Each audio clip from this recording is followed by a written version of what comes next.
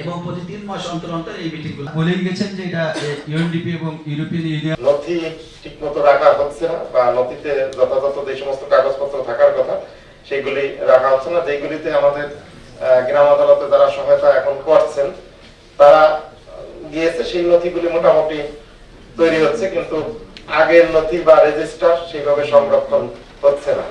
আমার মনে হয় স্যার এই ওয়ার্কশপে বা এরকম আলোচনার পাশাপাশি যদি ওনারা হাতে কলমে একদিনে সবাইকে দেখাচ্ছে আরো বেশি, কারণ পর্যায়ক্রমে গিয়ে গিয়ে দেখাচ্ছে, সেই ক্ষেত্রে গিয়ে গিয়ে না দেখে একত্রে যদি দেখানো যেত স্যার তাহলে বেশি সুবিধা হতো। আর ইতিমধ্যে প্রস্তাব আসছে, আমাদের চেয়ারম্যান সাহেব যারা আছে তাদেরও প্রশিক্ষণের প্রয়োজন রয়েছে। আমার ধারণা তাদের অনেকেই এই আইনটি জানেনও না ঠিকমতো বা করেন নাই, ওনারা আসলে পড়তে আগ্রহী হন না বলে আমার কাছে মনে হয়েছে। আমরাও অনেক সময় বলে থাকি, আমার মনে হয় যে শীটটি এখানে রয়েছে অন্তত এটিও যদি তারা পড়ে তাতে অনেকটা ধারণা হবে।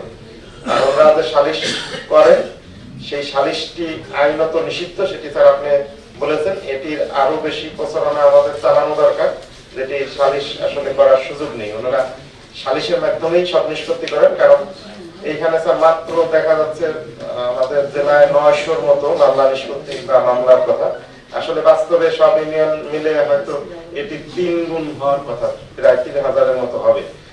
সেটিকে যদি আমরা গ্রাম আদালতের ফরম্যাটে নিয়ে আসি সেক্ষেত্রে আমাদের জনগণের ভোগান্তিও যেমন কমবে, মামলার চাপও যেমন কমবে। একই সাথে স্যার সার্টিফিকেট মামলার কথা বলেছেন, এবং সার্টিফিকেট মামলাটা আসলে খুবই পাওয়ারফুল একটা মামলা, আমরা সেইভাবে হয়তো এক্সারসাইজ এখন করছি না, যার কারণে সেটি হচ্ছে না। সার্টিফিকেট মামলার মাধ্যমে দেওয়ানি এবং ফৌজদারি আদালতের যে এখতিয়ার রয়েছে সেই দুটি আসলে এক্সারসাইজ করার সুযোগ রয়েছে। যদি সার্টিফিকেট মামলা কঠোরভাবে পালন করা হয় সেক্ষেত্রে কারো জায়গা জমি বিক্রিও যেমন একই সাথে হয়ে যেতে পারে, আবার একই সাথে তিনি জেলেও থাকতে পারেন। সুতরাং গ্রাম আদালতকে কার্যকরী করা না হলে, গ্রাম আদালতের সাজা যদি কার্যকর না হয় সেক্ষেত্রে সার্টিফিকেট মামলা সাথে আসার সুযোগ রয়েছে। কিন্তু স্যার আমার উপজেলাও বা অন্যান্য উপজেলাও মানে একই রকম হবে, কোনো এই ধরনের সার্টিফিকেট মামলা নাই। তার মানে এটি আসলে আমাদের যারা রয়েছে তাদের জানার ঘাটতিও রয়েছে বা সঠিকভাবে এখানে প্রেরণ করা হচ্ছে না, যার কারণে এটি সম্ভব হয়েছে। আমার মনে হয় আজকে এইটুক জানার পর এবং ডিসি স্যারের ইনস্ট্রাকশন পাওয়ার পরে গ্রাম আদালতের কিছুটা হলেও কার্যক্রমে আরো গতিশীলতা আসবে, এবং একই সাথে যারা ইউনিয়ন পরিষদ প্রশাসনিক কর্মকর্তা রয়েছে তাদের আমি মনে করি 5 তারিখের পরে তাদের গুরুত্ব বা তাদের দায়িত্ব আরো বেড়ে গিয়েছে, কারণ অনেক চেয়ারম্যানদের অনুপস্থিত রয়েছে। সেই কারণে যারা দায়িত্বপ্রাপ্ত রয়েছেন তাদেরকে নিয়ে গ্রাম আদালত যাতে আরো ভালোভাবে চলতে পারে। 250-টিরও বেশি ডিজাইন অপশন নিয়ে ওয়ালটন স্মার্ট ফ্রিজ, বোঝে আপনার প্রয়োজন।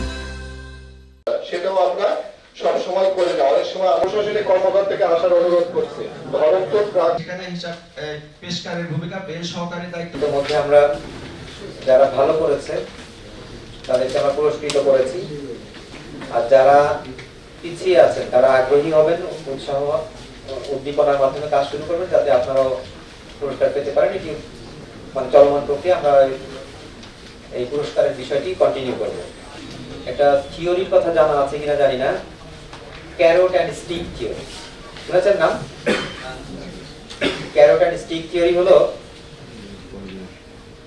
যদি কেউ খারাপ কিছু করে তাকে স্টিক দেওয়া হবে, মানে লাঠি রাখা, আর যদি কেউ ভালো কিছু করে তাহলে তাকে ক্যারট বা মূলা দেওয়া হবে।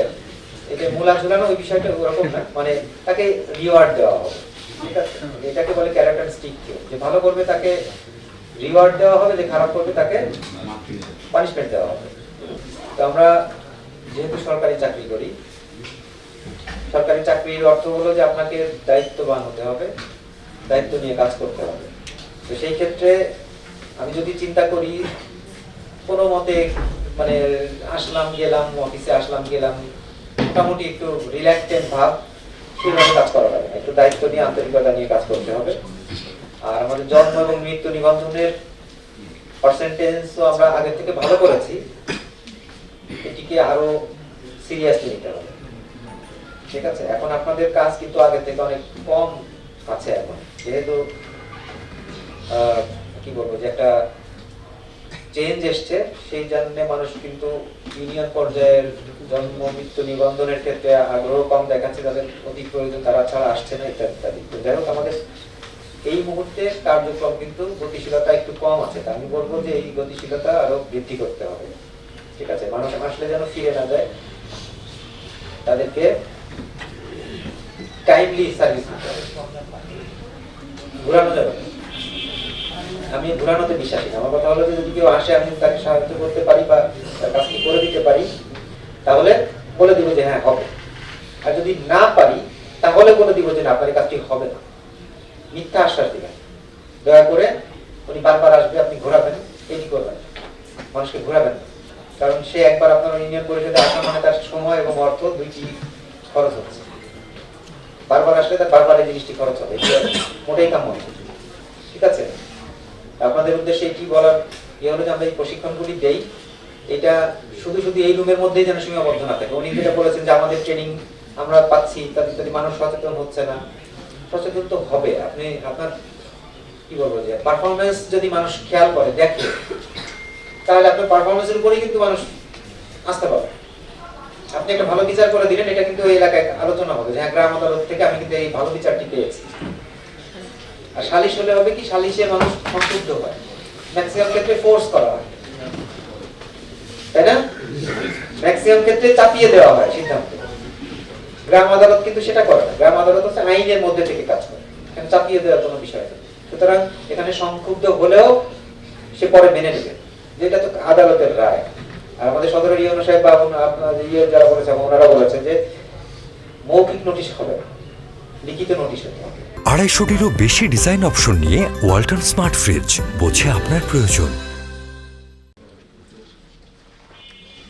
যারা দায়িত্ব পালন করছেন কম্পিউটার অপারেটর, তারা আমি অনুরোধ করব, দৃষ্টি আকর্ষণ করব আমাদের প্রশাসনিক কর্মকর্তা হিসাব সহকারীদের, আর আমাদের ইউনো মহোদয়রা আছেনই, স্যার এই বিষয়ে পরবর্তী মিটিংয়ে একটা উদ্যোগ যেন আসে। এটা খুবই কঠিন হয়ে যাচ্ছে, এবং নথি লেখার নিয়মিত চর্চা করা স্যার। এখানে আমাদের প্রকল্প স্টাফদের উপর নির্ভরশীল না হওয়া, কারণ 27শে জুনের পরে প্রকল্প স্টাফ থাকবে না, তাদের উপর নির্বাচনে আপনি নিজে চর্চা করেন এবং আদেশটা লিখে স্যার বলে দিই। স্যার আদেশনামা অলরেডি আমরা সফট কপি হার্ড কপি দুটোই দিয়ে দিয়েছি, এবং 3 ধরনের আদেশই দিয়ে দেওয়া হয়েছে।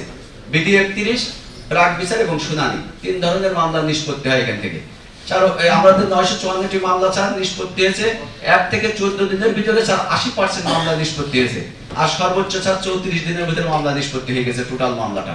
বিশেষ করে মামলা গ্রহণ পরবর্তীতে গ্রাম আদালতের আইন ও বিধি মোতাবেক নিষ্পত্তিতে বিলম্ব। স্যার এটা আমি হার্ডলি রিকোয়েস্ট করবো সবাইকে, যদি আপনি 90 দিনের পরে মামলা নিষ্পত্তি করেন, সক্রিয়ভাবে গ্রাম আদালত ভেঙে যায় এবং সেখানে গ্রাম আদালতের বিরুদ্ধে যে কেউ আপিল করার সুযোগ পাবে।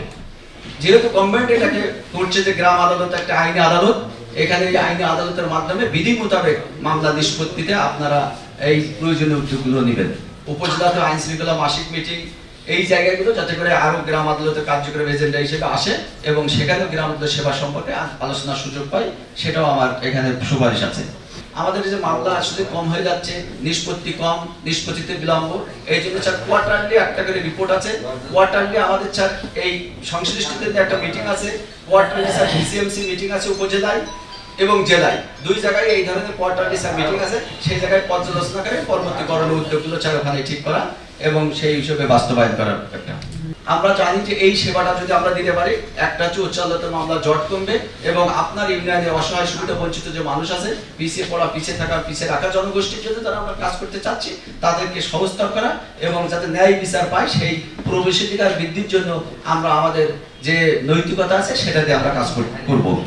ইউনিয়ন হলে সেখানে 2 জন উপজেলা সমন্বয়ক। তার আগেই বলি স্যার, ডিস্ট্রিক্টের রিসোর্স টিমের প্রশিক্ষণ হয়ে গেছে। এই যে টিম লিডারে তাদেরকে প্রশিক্ষণ, যে জেলা পর্যায়ে গ্রাম আদালত কার্যক্রম বাস্তবায়িত হচ্ছে, সেই কার্যক্রম